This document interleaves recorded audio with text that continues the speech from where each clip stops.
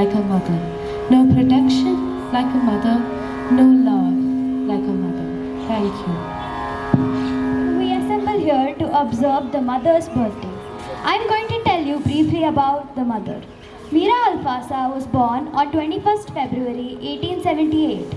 She is known to her followers as the mother. Mira Alfasa, the mother, was French Indian spiritual guru, occultist and yoga teacher.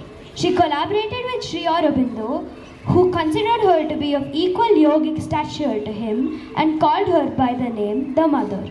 She founded the Sri Aurobindo Ashram and established the town of Auroville. She was the driving force on the subject of integral yoga. Mira Alfasa was born as the second child of an Egyptian mother and a Turkish father. In France, an extraordinarily gifted child who became an accomplished painter and musician. She had many inner experiences from early childhood. In her 20s, she studied occultism in Algeria with Max Theon and his English wife Alma. After her returns to Paris, the mother worked with several different groups of spiritual seekers. She first heard of Sri Aurobindo from her husband Paul Richard, who visited him in Pondicherry in 1910 and in 1914. Along with her husband, she travelled to Pondicherry to meet Sri Aurobindo in person. There, she immediately recognized him as a mentor and knew that her future work was at his side.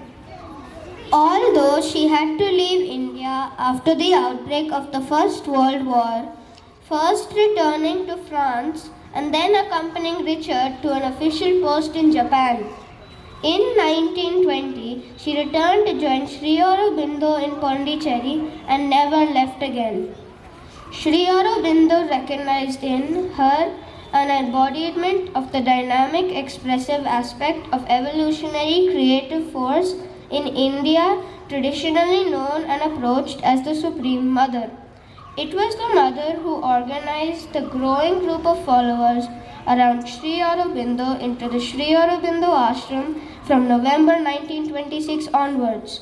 She was the one who was instrumental in creating the Sri Aurobindo International Center of Education in 1952 to fulfill Sri Aurobindo's wishes to provide a new kind of education for Indian youth. In 1968, she founded the International Township Project of Auroville as a yet wider field for practical attempts to implement Sri Aurobindo's vision of new forms of individual and collective life, preparing the way towards a brighter future for the whole earth. Humanity is not the last rung of the terrestrial creation. Evolution continues and man will be surpassed. It is for each individual to know whether he wants to participate in the advent of this new species, the Mother. 1966. Much attention you paid to what just happened. What is today?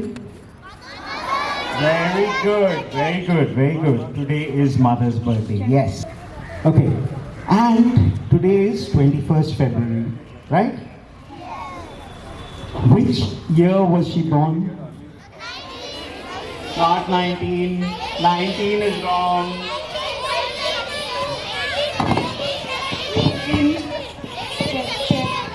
1872, Sri Aurobindo was born. Check. 18? Yes, 1878 is perfectly right. Now, you are going to have Aditi, Krishna and Samarth telling you a story. So if the story was written before 21st February, then she was 14 years old. The path of later on. The path of later on and the road of tomorrow lead only to the castle of nothing at all. By the wayside, many colored flowers delight the eye. Red berries, and in the distance, a brilliant sun shines gold upon the ripe corn. A young traveler is briskly walking along, happily breathing in the pure morning air. He seems joyful, without care for the future.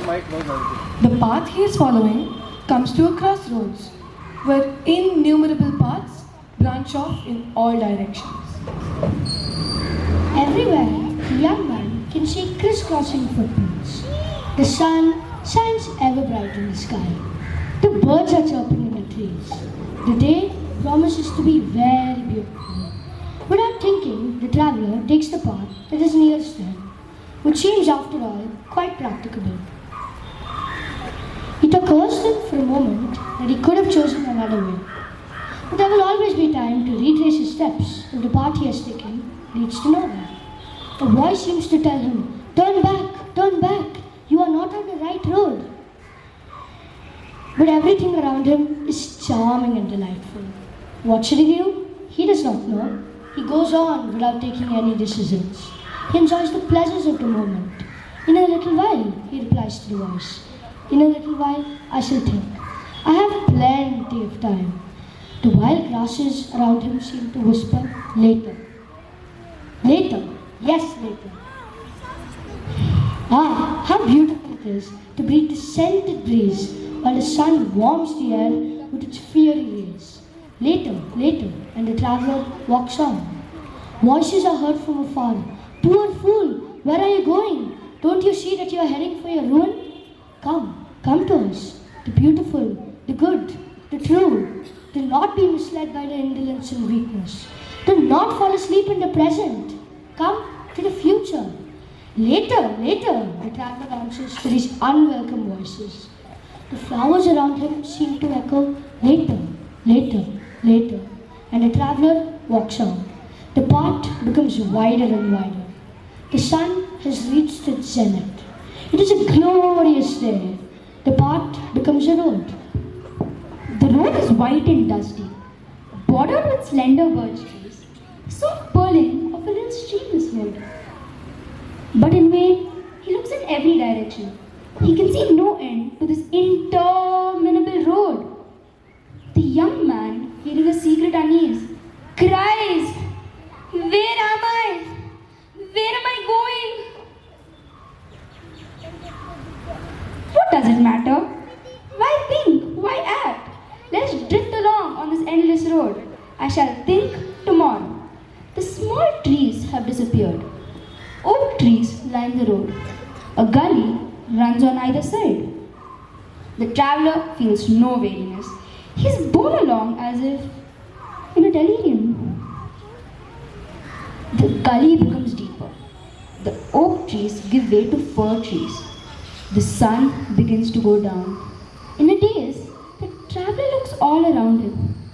He can see human figures rolling into the ravine, clutching at the fir trees, the sheer rocks, the roots jutting from the ground. Some of them are making great effort to climb out, but as they come near the edge, they turn their heads and let themselves fall back. Hollow voices cry out to the traveler, "Flee this place! Go back to the crossroads! There is still time!" The young traveler hesitates, then replies, "Tomorrow." He covers his face with his hands so as not to see the bodies rolling into the ravine and runs along the road, drawn on by an irresistible urge to go forward. He no longer wonders whether he will find a way out. With furrowed brow and clothes in disorder, he runs on in desperation. At last, thinking himself far away from the accursed place, he opens his eyes. There are no more fir trees.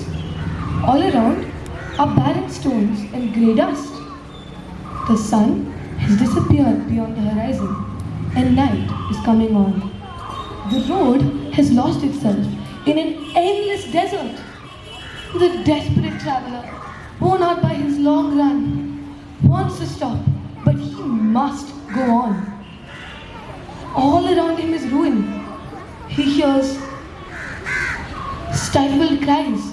His feet stumble on skeletons. And in the distance, the thick mist takes on terrifying shapes. Black forms loom up. Something huge and misshapen suggests itself. The young traveler flies, rather than walks towards the goal which he senses, but which seems to flee from him. Wild cries direct his steps. He brushes against phantoms.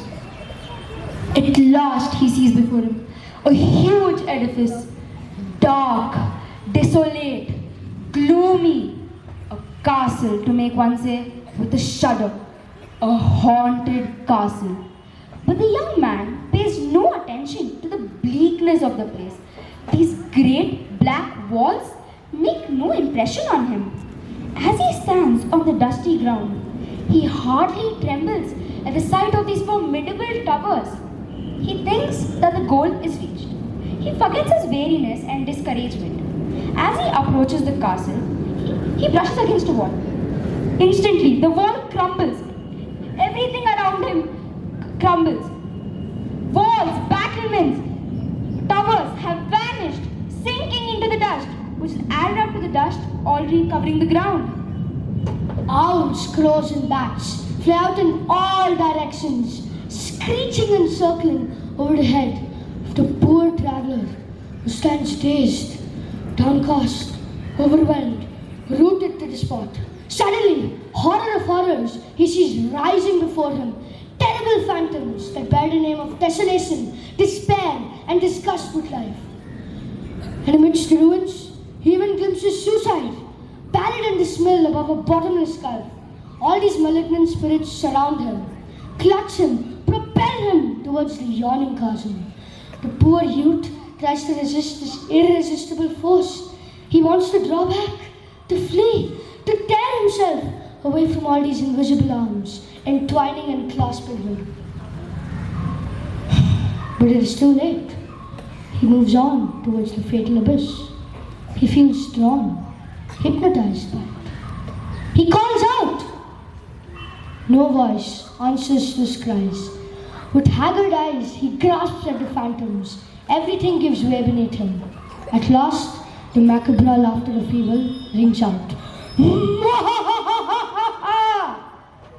Travelers at the edge of the gulf, all his efforts have been in vain. After a supreme struggle, he falls.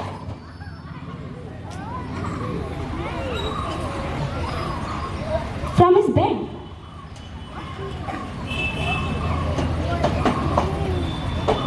A young student had a long essay to prepare for the following morning. A little tired by his day's work, he had said to himself as he arrived home, "I shall work later." Soon afterwards, he thought that if he went to bed early, he could get up early and quickly finish his task. "Let's go to bed," he said to himself. "I shall work better tomorrow. I shall sleep on it." He did not know how truly he spoke, for his sleep had been troubled by the terrible nightmare that we have just described, and his fall awoke him with a start. Thinking over what he had dreamt, he exclaimed, "But it's quite clear. The path is called the path of later on, and the road is called the road of tomorrow, and the great building, the castle of nothing at all." Elated at his cleverness, he set to work, vowing to himself to never put off until tomorrow what he could do today. Thank you. In the bad dream, yes. And why did the student have a bad dream? No, the haunted castle was in the dream. Why did he have the dream? Why? Because he went to sleep without doing what? Yes. Okay? Please remember, the whole idea of this story is to try and finish whatever you can today, not leave it till tomorrow. Okay? Thank you.